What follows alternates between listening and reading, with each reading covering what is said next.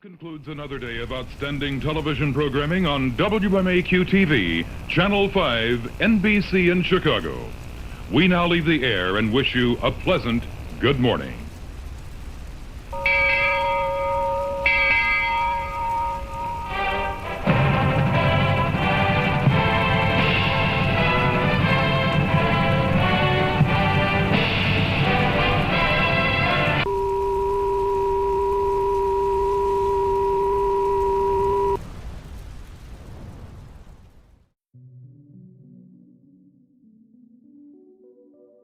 You wouldn't think that images intended for the good purpose of locating someone would ever turn out to haunt the people that view them. However, that's exactly what happens with a myriad of police photos and sketches. Tonight, we're going to dive into a few of these disturbing photos so that we can dissect their stories and maybe figure out what makes them all so eerily unsettling. So kick back, get cozy, and enjoy the video.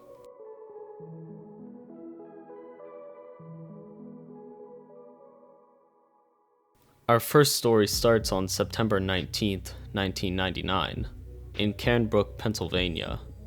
An unnamed 10-year-old girl was walking along the side of the road with her two friends when they noticed that a certain teal car had passed by them multiple times.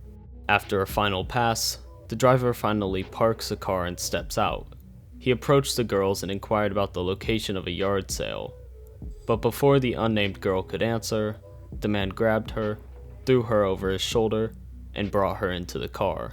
The man fled the scene down south on State Route 160 towards the town of Berlin. As he drove, he pulled out a handgun and pointed it at the girl, stating that he would kill her if she didn't stop screaming. He subsequently put down the gun and struck her across the head. At one point along the drive, the man pulled over to the side of the road and moved over to the passenger seat, where he assaulted the girl. When another vehicle started to slow down and approach the man's car, he told the girl to lie down as he sped off, crossing the state line into West Virginia. Eventually, the man made it to his destination, a remote location later determined to be along West Virginia Route 26, south of Markleysburg. It was here that he committed unspeakable acts against the girl.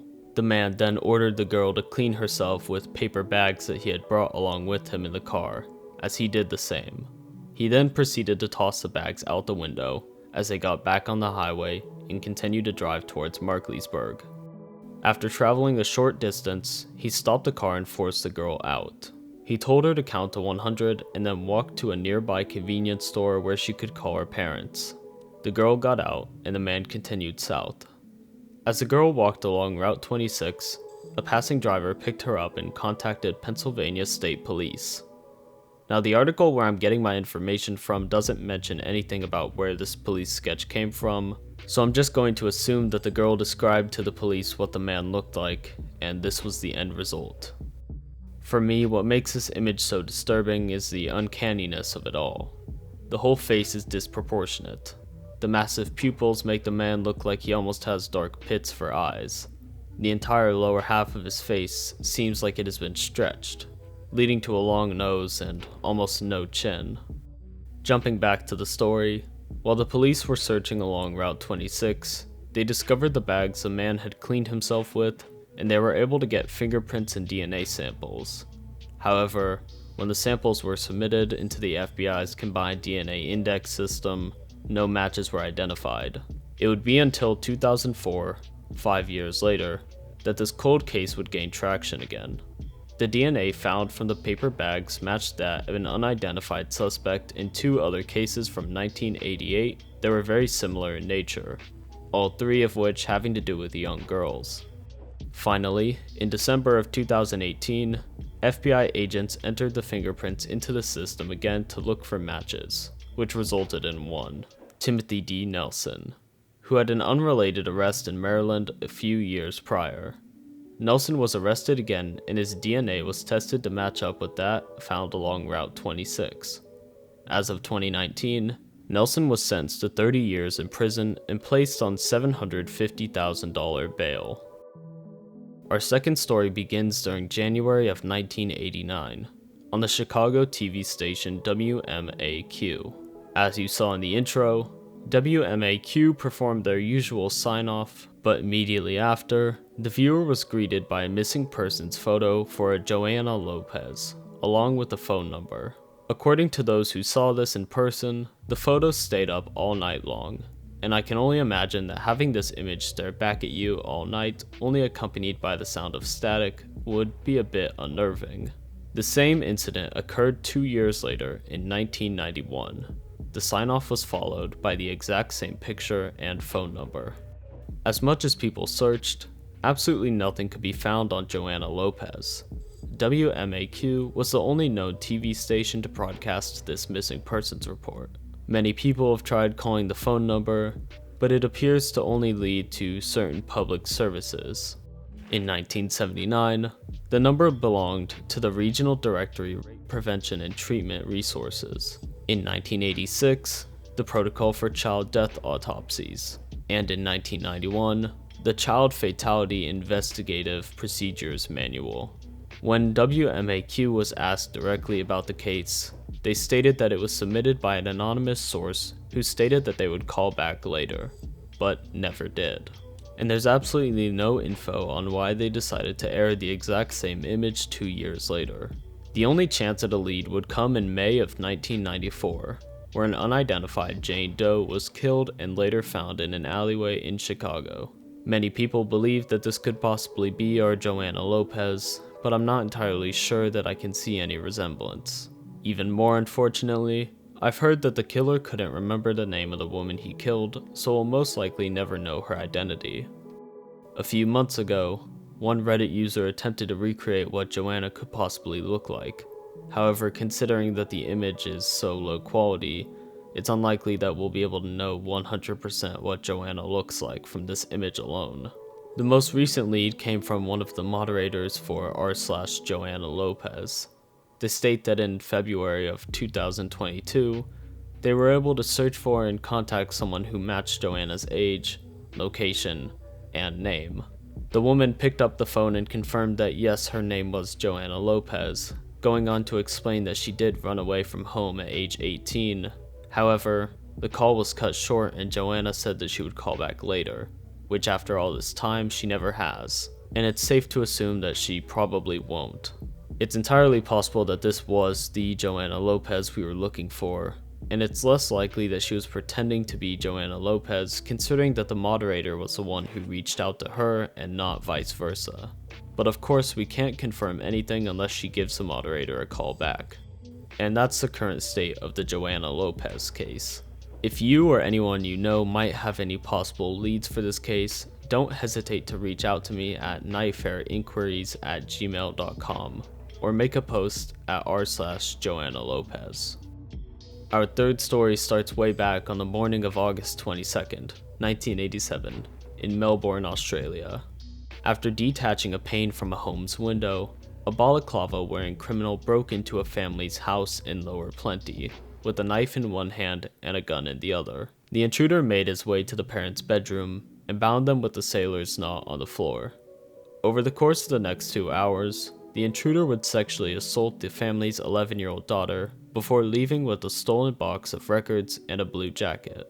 This criminal would go on to be known as Mr. Cruel, after he gained infamy as one of Australia's most wanted criminals. The family was able to get a hold of the police, and the daughter would go on to describe the attack to them.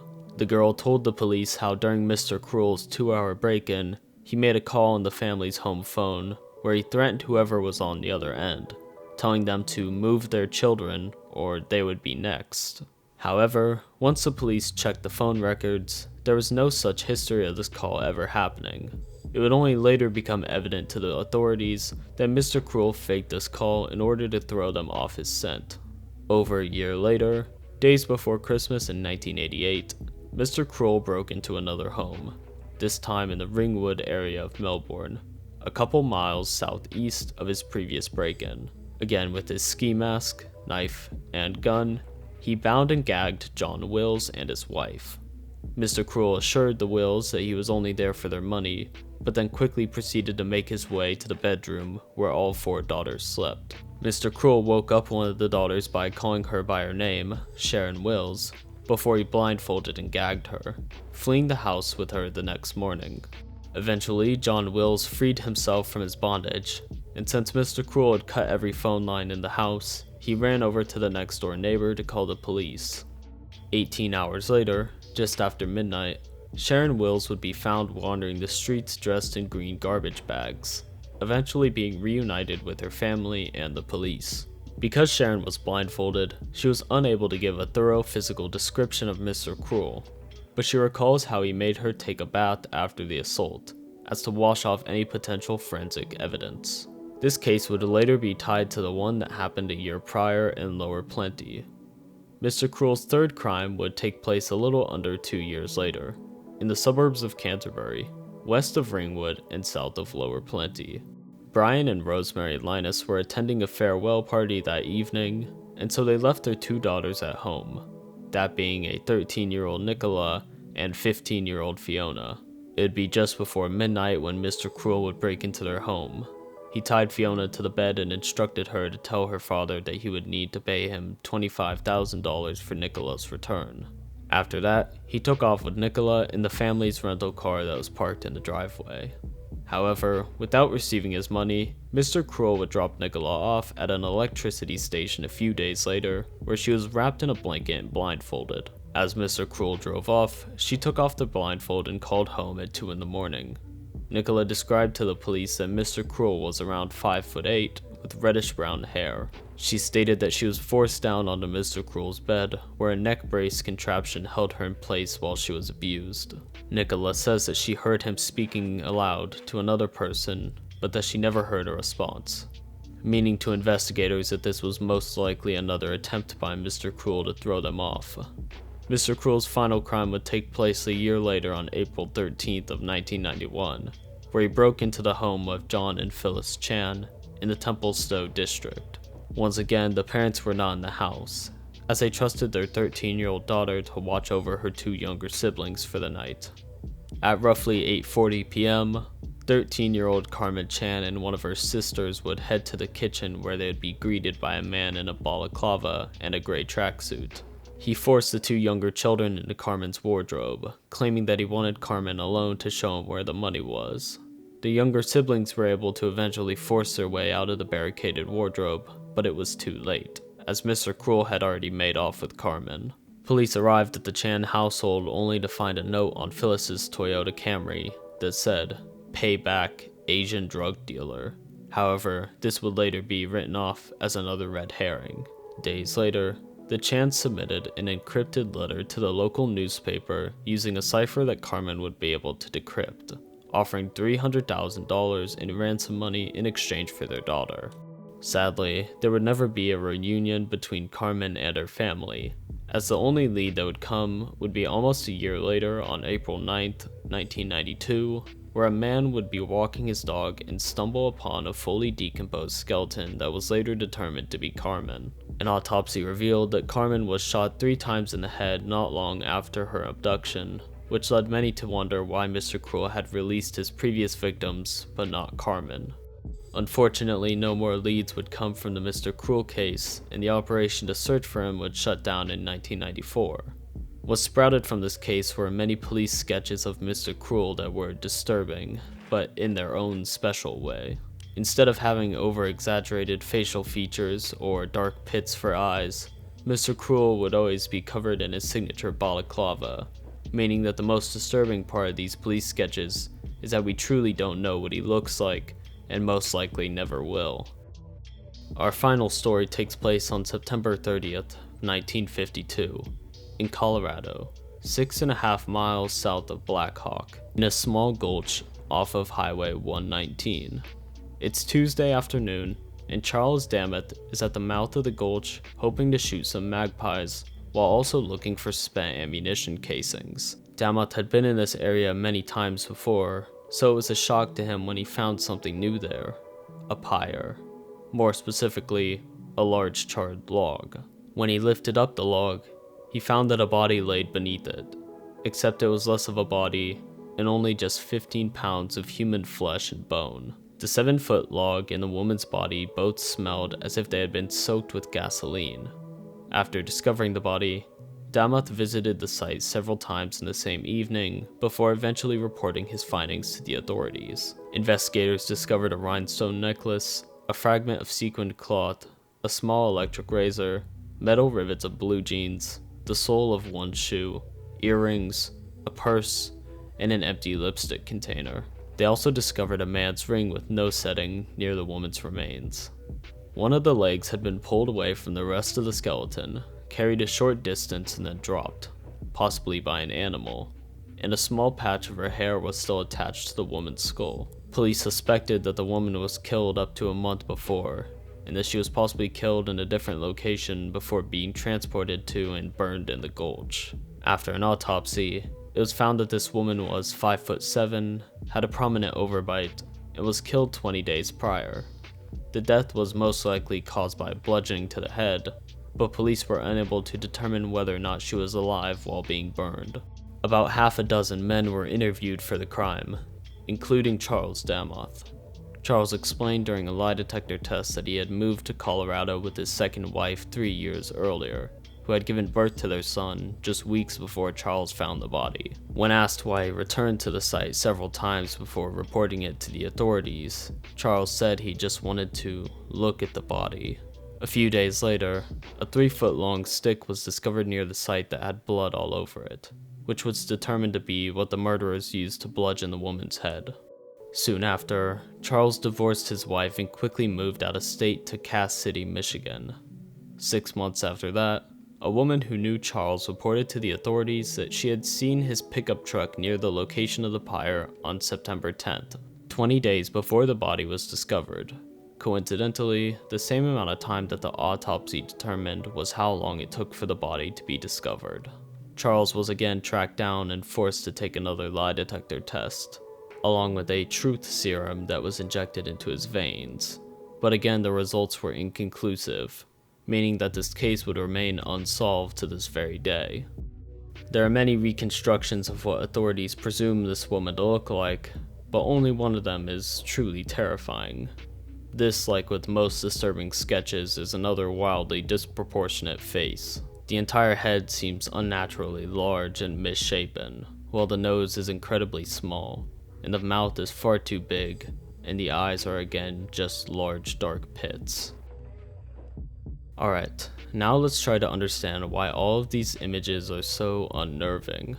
A pattern that I saw with the first and final police sketches is that they seem to lie at the depths of the uncanny valley. If you're a longtime viewer, you've probably heard me talk about this before, but for those of you that don't know, the uncanny valley is a relationship between an object's degree of human resemblance and the emotional response towards that object. Simply put, the uncanny valley is a sharp downward spike in familiarity as an object increases in human likeness but is not yet 100% human looking. I believe that these and most police sketches fall into the uncanny valley. We're afraid and disturbed by them because they look human, yet there are just a few things wrong with them that make a big difference. However, both Joanna Lopez and Mr. Cruel's pictures are creepy for different reasons. Joanna's being that it's so low quality and unrecognizable, not to mention that it was aired at the dead of night with almost no information pertaining to the case. Mr. Cruel's sketches are disturbing not because they're poorly drawn or of low quality, but because of his signature balaclava.